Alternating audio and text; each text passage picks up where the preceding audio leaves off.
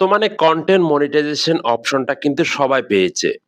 যারা শুধুমাত্র ফেসবুকে লেখালেখি করত, যারা ছবি পোস্ট করত, কোন ধরনের ভিডিও পোস্ট করত না, তারাও কিন্তু কন্টেন্ট মনিটাইজ সেটআপটা পেয়েছে।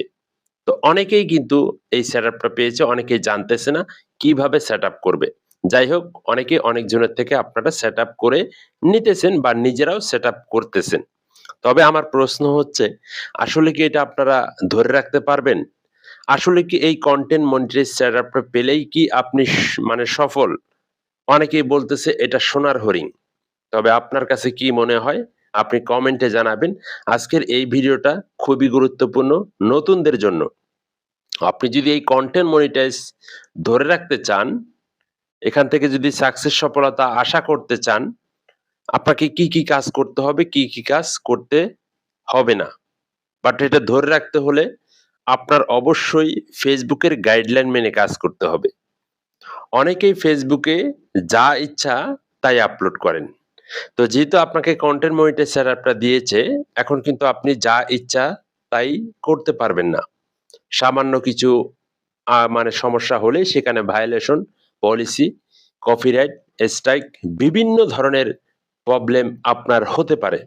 তাই আজকের এই ভিডিওতে আমি তুলে ধরতেছি, আপনারা যদি কন্টেন্ট মনিটাইজ সেটআপটা পেয়ে থাকেন, এই ভুলগুলা করবেন না ভাই।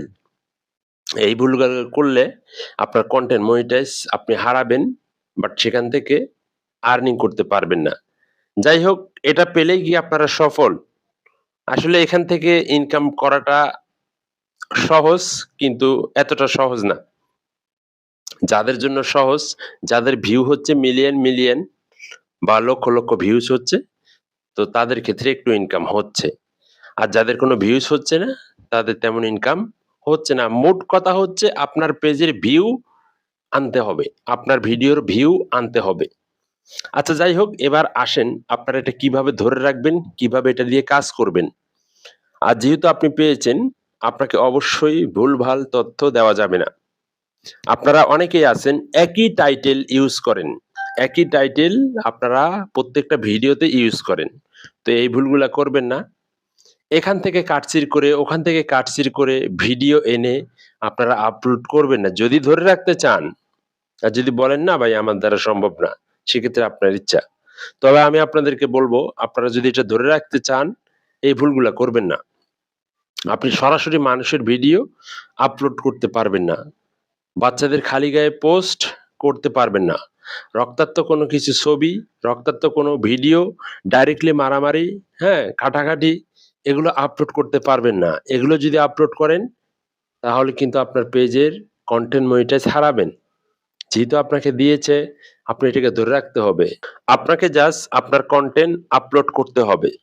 আপনি যদি এটা থেকে সফলতা অর্জন করতে চান, আপনার ক্রিয়েটিভিটি, আপনার বুদ্ধি, আপনার মেধা, আপনার ভিতরে কি রয়েছে, আপনার ভিতরে কোন ট্যালেন্ট রয়েছে, কোন প্রতিভা রয়েছে, সেই প্রতিভা যদি আপনি ভিডিওর মধ্যে মানুষকে দেখাতে পারেন, ভিডিওর মধ্যে মানুষকে কিছু দিতে পারেন, ভিডিওর মধ্যে মানুষকে কিছু শিখাতে পারেন, ভিডিওর মধ্যে মানুষকে কিছু হাসাতে পারেন, তাহলে আপনি এখান থেকে সফলতা আশা করতে পারবেন।